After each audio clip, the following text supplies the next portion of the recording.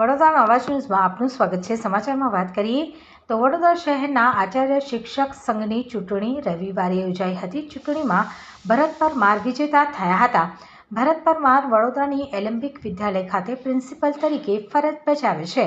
તેમણે નિમણૂક બદલ આભાર વ્યક્ત કર્યો અને એમણે જણાવ્યું હતું કે આચાર્ય શિક્ષક સંઘની આ પ્રમુખ તરીકે મને જવાબદારી આપવામાં આવી છે, જેથી શિક્ષકોના હિતોની રક્ષા કરવી અને તેમના પ્રશ્નોનું નિરાકરણ કરવું, શિક્ષણ ક્ષેત્રે સુધારા માટે કામ કરવું, શિક્ષકોને તાલીમ અને વિકાસની સુવિધાઓ પૂરી પાડવી, શિક્ષણની ગુણવત્તા સુધારવા માટે કાર્યક્રમોનું આયોજન કરવું, શિક્ષકો અને આચાર્યો વચ્ચે સહકાર અને સંકલનને પ્રોત્સાહન આપવામાં, શિક્ષણ ક્ષેત્રે નીતિઓ અને સુધારાઓ માટે સરકાર સાથે સંકલન કરી શિક્ષણ સંઘના પ્રમુખ તરીકે જવાબદારી નિભાવવામાં આવશે।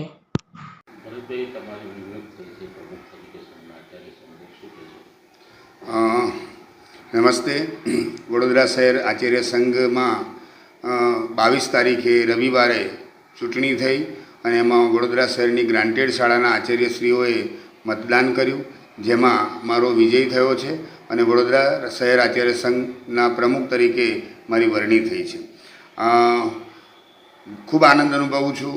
વર્ષોથી આચાર્ય તરીકે કામગીરી કરું છું અને સમગ્ર શહેરની શાળાના ગ્રાન્ટેડ શાળાના આચાર્ય મિત્રો સાથે અમારા વહીવટી બાબતોની વાત હોય, શૈક્ષણિક બાબતોની બાબત હોય, વિદ્યાર્થીના વિકાસ માટેની વાત હોય, વિદ્યાર્થીના શિક્ષણ માટેની વાત હોય, તો આવી ચર્ચાઓ વર્ષોથી અમે કરતા રહ્યા છે અને આ બધી ક્વોલિટી મારી અંદર મારા આચાર્ય મિત્રોએ જોઈ અને મને વોટ આપી અને વિજય બનાવ્યો છે।